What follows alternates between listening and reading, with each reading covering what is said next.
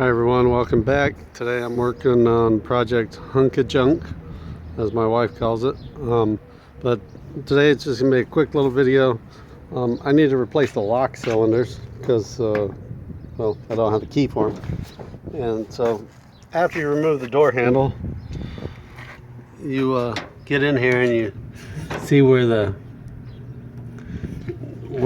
lock cylinder is there. It's held in with that little tab, and so basically you just grab that tab with a pair of pliers and pull it out, and here's what it looks like. And then at that point the lock cylinder will just come out of the hole. And then you take this, pull that little clip off,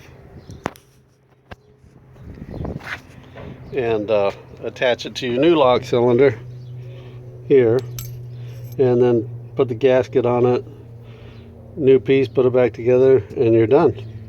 And that's it. That's all there is to it. You guys have a great day. If you like what you see, please subscribe. Thanks.